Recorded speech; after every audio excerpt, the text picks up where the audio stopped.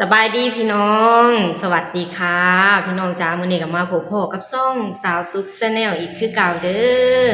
มามื้อนี้มาพ้อกันอยู่ที่เฮือนเนาะพี่น้องเนาะและตอนนี้อยู่ที่บ้านของสตุ๊กพี่น้องอากาศหนาวพี่น้องเอ้ยตื่นเช้ามานี่อากาศนี่ประมาณ14องศาเนาะพี่น้องเนาะคือหนาวแบบนี้น่ะมาประมาณ3-4มื้อแล้วพี่น้องคือแต่กี้ก็หนาวอยู่พี่น้องแต่ว่ามา2-3มื้อนี่ค่ะ หนาวผิดปกติพี่น้อง14องศาแต่ละมื้อเนาะพี่น้องเนาะ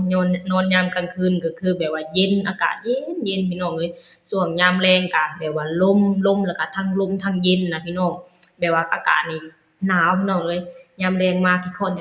านฮ้อนอยากอาบน้ำพู้นแหละพี่น้องขี้งอหั้นอยากอาบน้ำพู้นแหละพี่น้องเนาะแต่ว่ายังดีที่มีเครื่องทำน้ำอุ่นเนาะพี่น้องเนาะแบบว่าอาบน้ำก็บ่ค่อยคิดหนักปานใดพี่น้องคือแต่ละปีนี่อากาศหนาวๆแบบนี้นี่ ต้องได้ต้มน้ำอาบแหล้วพี่น้องเพราะสตุ๊กเองก็บ่มักอากาศเย็นเนาะพี่น้องเนาะถ้าหากว่าเย็นหน่อยหนึ่งนี่คือสตุ๊กน่ะต้องต้มน้ำอาบเลยพี่น้องแต่ว่ามาปีนี้นะสบายตรงที่ว่ามีเครื่องทำน้ำอุ่นเนาะพี่น้องเนาะก็สบายตรงนี้ไปเนาะพี่น้องเนาะแล้วตอนนี้อยู่ที่ประเทศไทยเป็นจั่งใดพี่น้องอากาศหนาวแล้วบ่เนาะพี่น้องเนาะแต่ว่ามีทาง FC ได้เม้นต์มาบอกสตุ๊กเนาะพี่น้องว่าอยู่ที่ประเทศนะไทยน่ะแต่ละพื้นที่อากาศบ่คือกันเนาะพี่น้องเนาะบางพื้นที่ก็ร้อนบางพื้นที่ก็ หนาวเนาะพี่น้องเนาะและอยู่ที่ประเทศลาวก็คือกันนั่นแหละพี่น้องบางพื้นที่ก็ร้อนบางพื้นที่ก็หนาวคือกันเนาะพี่น้องเนาะคือแต่ละพื้นที่อุณหภูมิก็บ่ส่ำกันเนาะพี่น้องเนาะแต่ว่าตอนนี้อยู่ที่บ้านของสตุกหนาวมา3มื้อแล้วพี่น้องมาพี่น้องมามื้อนี้ก็สตุกก็มีเรื่องราวดีๆเนาะพี่น้องเนาะมีเรื่องราวดีๆมีเรื่องราวที่แบบว่าเห็นแล้วก็ซึ้งเห็นแล้วก็ซึ้งเนาะพี่น้องน้ำตาจะไหลเนาะพี่น้องเนาะเรื่องราวที่สตุกจะเอามาเว้ามื้อนี้ก็คือ เป็นเรื่องราวของพี่ๆทหารไทยเนาะพี่น้องเนาะคือทางพี่ๆทหารไทยเพิ่นกลับมาจากการรบระหว่างชายแดนไทยกัมพูชาเนาะพี่น้องเนาะเพื่อกลับมาหาทางครอบครัวมาเซอร์ไพรส์ครอบครัวเนาะพี่น้องเนาะมาเซอร์ไพรส์พ่อเซอร์ไพรส์ลูกพี่น้องซึ่งสตุ๊กเห็นคลิปนี้แล้วสตุ๊กน่ะเห็นแล้วน้ำตาก็สิไหลแทนเนาะพี่น้องเนาะถ้าหากว่าเบิ่งแล้วก็แปลว่าเวลาชาวตุ๊กเบิ่งน่ะสตุ๊กเห็นแล้วสตุ๊กย้อนไปเบิ่งตอนที่ ทางพี่ทหารน่ะอยู่ในสนามรบเนาะพี่น้องเนาะคือทางพี่ทหารก็คือแต่ละคนก็มีแต่คนที่รักรออยู่ข้างหลังเนาะพี่น้องเนาะบางคนก็มีลูกบางคนก็มีพ่อมีแม่บางคนก็มีแฟนเนาะพี่น้องเนาะที่รอท่าอยู่ข้างหลังเนาะพี่น้องเนาะคือแบบว่าสตุกเห็นแล้วสตุกน้ำตาสิไหลพี่น้องอยู่แนวหน้าทางพี่ทหารก็ทำหน้าที่ได้อย่างดีและดีเยี่ยมเลยพี่น้องแบบว่าทำเพื่อชาติทำเพื่อปกป้องดินแดน เอาดินแดนคืนมาเป็นของประเทศไทยของพ่อของแม่เพื่อเก็บไว้ให้ลูกให้หลานเนาะพี่น้องเนาะคือทางพี่ทหารไทยน่ะทำหน้าที่ตรงนี้น่ะได้ดีแล้วก็เห็นแล้วก็โอ้ยพี่น้องสตุกเห็นแล้วก็แบบว่าถึงถึงในความเก่งถึงในความกล้าเนาะพี่น้องเนาะทหารไทยกล้าหาญอีหลีพี่น้องแบบว่าสมเพิ่นเว้านั่นแหละพี่น้องทหารไทยรักสงบแต่ถึงรบไม่ขลาดเนาะพี่น้อง แบบว่าเห็นแล้วก็อึ้งเห็นแล้วก็ซึ้งในความรักชาติของพี่ๆทหารไทยทุกๆคนเนาะพี่น้องเนาะแล้วพอวันนี้ทางพี่ๆทหารไทยเพิ่นทำหน้าที่ของเพิ่นแล้วเรียบร้อยแล้วพี่น้องเพิ่นก็กลับมาหาลูกกลับมาหาเมียกลับมาหาแฟนเนาะพี่น้องเนาะหาพ่อหาแม่พี่น้องเป็นภาพที่เห็นแล้วก็ซึ้งน้ำตาสิไหลเนาะพี่น้องเนาะซึ่งเพิ่นเองก็กลับมาเพื่อเซอร์ไพรส์ ทางครอบครัวเนาะพี่น้องเนาะสตุกเห็นแล้วสตุกซึ้งน้ำตาสิไหลนำเนาะพี่น้องเนาะพี่น้องเดี๋ยวเรามาชมคลิปนี้ไปนำกันเนาะพี่น้องเนาะก่อนอื่นหมดสตุกเองก็ต้องขออนุญาตทางเจ้าของคลิปเนาะพี่น้องที่จะเอาคลิปนี้ลงมาเผยแพร่ต่อเนาะพี่น้องเนาะพี่น้องเดี๋ยวเรามาชมคลิปนี้ไปนำกันเลยพี่น้องนี่พี่น้องสตุกเห็นแล้วน้ำตาสิไหลเนาะพี่น้องเนาะ เพิ่นไปทำหน้าที่ของเพิ่นได้อย่างเต็มที่และดีนะพี่น้องแล้วเพิ่นก็แบบว่าไอ้กลับมาหาลูกกลับมาหาครอบครัวเนาะพี่น้องเนาะแล้วทางครอบครัวก็แบบว่ารอคอยการกลับมาของทางพี่ๆทหารทุกนายเนาะพี่น้องเนาะสตุกเห็นแล้วสตุกก็สึกน้ำตาสิไหลแทนพี่น้องกลับมาแบบเซอร์ไพรส์ทางครอบครัวเลยเนาะพี่น้องเนาะ สตุกเองก็ต้องขออนุญาตเอาเสียงลงเนาะพี่น้องเพราะว่าสตุกเองก็ย้านติดลิขสิทธิ์เพลงของเขาเจ้าเนาะพี่น้องเนาะนี่ มาเซอร์ไพรส์ทางครอบครัวพี่น้องคือแต่ละครอบครัวก็แบบว่าได้รับการเซอร์ไพรส์จากทางพี่ๆทหารเนาะพี่น้องเนาะคือแบบว่าสตุ๊กเห็นแล้วสตุ๊กรู้สึกแบบว่ารู้สึกดีรู้สึกยินดีพี่น้องใจจากการที่แบบว่าเฮารอคอยทางแบบว่าคนในครอบครัวพี่น้องที่ไปทำหน้าที่รักษาชาติรักษาแผ่นดินเนาะพี่น้องเนาะทำเพื่อชาติพี่น้อง แบบว่าสตูเบิ่งแล้วสตูก็เห็นแบบว่าอยู่ในแบบว่าสตูเบิ่งแล้วก็คือแบบว่าดีใจเนาะพี่น้องเนาะดีใจที่คนในครอบครัวของเฮากลับมาหาครอบครัวอย่างปลอดภัยนะพี่น้องสตูรู้สึกแบบนี้เนาะพี่น้องเนาะสตูเบิ่งแล้วสตูก็อินไปนำเนาะพี่น้องเนาะดีใจพี่น้อง ดีใจแล้วก็แบบว่าเข้าใจทั้งสองฝ่ายนำพี่น้องระหว่างทางพี่ทหารผู้สิที่มาเซอร์ไพรส์อยากให้ทางพ่อๆแม่ๆดีใจเนาะพี่น้องเนาะที่ลูกกลับมาหาทางครอบครัวแล้วพี่น้องแบบว่าอยากมาเซอร์ไพรส์อยากให้พ่อแม่ดีใจอยากให้พ่อแม่มีความสุขเนาะพี่น้องเนาะแล้วทางพ่อแม่หรือทางครอบครัวก็แบบว่าได้รับการเซอร์ไพรส์นี่ดีใจสุดๆพี่น้องดีใจที่ทาง คนที่เรารักที่ไปทำหน้าที่เพื่อรักษาชาติน่ะกลับมาบ้านอย่างปลอดภัยเนาะพี่น้องเนาะนี่แต่ละคนก็คือแบบว่าดีใจพี่น้องพ่อมาเซอร์ไพรส์ลูกเนาะพี่น้องเนาะลูกก็แบบว่าดีใจที่พ่อน่ะกลับมาหาเขาแล้วเนาะพี่น้องเนาะหลังจากที่ไปสนามรบหรือไปปกป้องดินแดน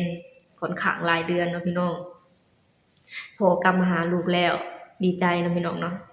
สตุกเห็นแล้วสตุกซึ้งน้ำตาสิไหลนำพี่น้องอันนี้ก็คือลูกกลับมาหาแม่น้องพี่น้องเนาะ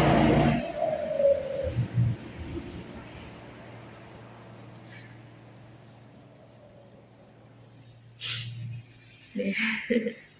อันนี้ก็ลูกเห็นพ่อน้ำตาไหลเนาะพี่น้องให้น้ำพ่อแบบว่าเป็นน้ำตาแห่งความสุขเด้พี่น้องสตุกอะแบบว่าเป็นน้ำตาแห่งความสุขพี่น้องเอ้ยดีใจที่พ่อมาหาดีใจที่พ่อที่ลูกที่แฟนกลับมาหาอย่างปลอดภัยเนาะพี่น้องเนาะสตุกเห็นแล้วซึ่งน้ำตาสิไหลแทนพี่น้องเป็นความสุขที่หาสิ่งเปรียบบ่ได้เลยพี่น้องเอ้ยเป็นการรอคอยเนาะพี่น้องเนาะรอคอยที่อยากให้ทางผู้กล้าอยากให้ทางทหารผู้กล้าน่ะกลับมาพี่น้องสุดท้ายมาวันนี้ก็มาถึงเนาะพี่น้องเนาะ เห็นแล้วน้ำตาสิไหลแทนพี่น้องเอ้ยซึ่งอะซึ่งแล้วก็มีความสุขเนาะพี่น้องเพราะว่าสตุ๊กเองก็ติดตามข่าวมานี่แบบว่าติดตามมาโดยตลอดเนาะพี่น้องเนาะแบบว่าเห็นทั้งความสุขเห็นทั้งความทุกข์พี่น้องสตุ๊กติดตามทุกฝีก้าวพี่น้องเห็นทั้งคลิปที่ทางพี่ๆทหารน่ะสู้รบด้วยความกล้าหาญเนาะพี่น้องเนาะแล้วก็เห็นทั้งคลิปที่ทางพี่ๆทหารน่ะ ยามที่แบบว่าเพิ่นลบแล้วก็เพิ่นก็มาเต้นมาสร้างความสุขให้มาสร้างความสุขเพื่ออยากให้ผู้ที่ชมผู้ติดตามน่ะคลายเครียดเนาะพี่น้องเนาะสตุกเห็นทุกสถานการณ์เบิ่งทุกเห็นทุกสถานการณ์เบิ่งทุกๆสถานการณ์พี่น้องสตุกเห็นแล้วสตุกก็แบบว่าเห็นทั้งคลิปที่ทางพี่ๆทหารสร้างรอยยิ้มให้เห็นทั้งคลิปที่ทางพี่ๆทหารน่ะสู้เพื่อชาติสู้เพื่อแผ่นดินเนาะพี่น้อง ยึดคืนแผ่นดินเพื่อเก็บไว้มาให้ลูกให้หลานเนาะพี่น้องเนาะเห็นแบบว่ายามที่การสู้รบเวลาที่ทางพี่ทหารสู้รบเพิ่นสู้ด้วยใจพี่น้องสู้ด้วยความกล้าหาญรักแผ่นดินกว่ารักชีวิตเจ้าของพี่น้องคือสตุกเห็นแล้วสตุกก็แบบว่าสตุกเห็นแล้วสตุกก็แบบว่าเห็นแล้วแล้วก็ เห็นในความรักชาติของทางพี่ทหารหั้นนะพี่น้องแล้วพอมาเห็นการยิงสิ้นสุดลงแล้วทางพี่ทหารก็แบบว่ากลับมาหาทางครอบครัวเนาะพี่น้องเนาะซึ่งเป็นภาพบรรยากาศที่เห็นแล้วแล้วก็ดีใจแล้วก็มีความสุขพี่น้องที่ทางครอบครัวรอคอยการกลับมาของทางพี่ๆทหารเนาะพี่น้องเนาะแล้ววันนั้นก็มาถึงพี่น้องสตุกเห็นแล้วสตุกก็ แบบว่าซึ่งน้ำตาสิไหลนำเนาะพี่น้องเนาะพ่อมาเซอร์ไพรส์ลูกมาเซอร์ไพรส์พ่อแม่แฟนมาเซอร์ไพรส์แฟนเนาะพี่น้องเนาะเห็นแล้วน้ำตาสิไหลซึ่งพี่น้องและสตุกเองก็เห็นภาพมันสตุกเห็นคลิปนี้สตุกดีใจพี่น้องดีใจแล้วก็มีความสุข นำครอบครัวของพี่ๆทหารไทยที่ได้รับการกลับมาของพี่ๆทหารไทยอย่างปลอดภัยเนาะพี่น้องเนาะและสตุกเองก็อยากให้ความสุขแบบนี้เนี่ยอยู่ไปดนๆพี่น้องอยู่ไปดนๆอยู่ไปดนๆพี่น้องแล้วก็อยากขอให้การสู้รบครั้งนี้นะจบลงเนาะพี่น้องเนาะบ่อยากให้เกิดการแบบว่าบ่อยากให้เกิดการยิงกันอีกแล้วพี่น้องเพราะสตุกเองก็เห็นความสุขแบบนี้แหละแบบว่า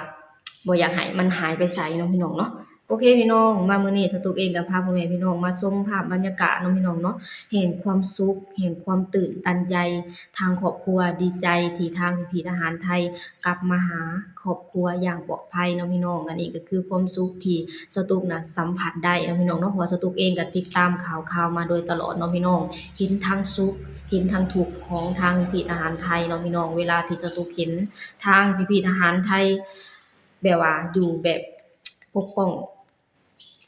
อง ประเทศชาติสตุกก็แบบว่าขอให้ทางพี่ทหารไทยน่ะสู้ๆเนาะพี่น้องเนาะแล้วก็สตุกก็คอยเป็นกำลังใจคอยเอาใจช่วยทางพี่ทหารไทยทุกนายขอให้ทางพี่ทหารไทยน่ะปลอดภัยพี่น้องแล้วพอมาเห็นคลิปที่ทางพี่ทหารไทยกลับมาหาครอบครัวสตุกก็มีความสุขนำเนาะพี่น้องอันนี้คือความสุขที่รอคอยคือความสุขที่ซื้อบ่ได้อีหลีพี่น้องเป็นการรอคอยของทางครอบครัวที่รอคอยให้ทางทหารผู้กล้า กลับมาหาครอบครัวอย่างปลอดภัยเนาะพี่น้องเนาะอันนี้ก็คือความสุขพี่น้องคือความสุขทางครอบครัวและความสุขของทางพี่ทหารไทยเนาะพี่น้องเนาะแต่สตุกก็อยากให้ขอสตุกก็อยากขอให้ความสุขนี้น่ะอยู่ไปดนๆแล้วก็อยู่ตลอดไปเลยเนาะพี่น้องเนาะโอเคพี่น้องสำหรับคลิปนี้สตุกเองก็จะขอจบลงเท่านี้ก่อนเด้อฝากให้พี่น้องช่วยกดไลค์กดแชร์กดติดตามให้ช่องสาวตุ๊ก Channel หน่อยเด้อสบายดีสวัสดีค่ะ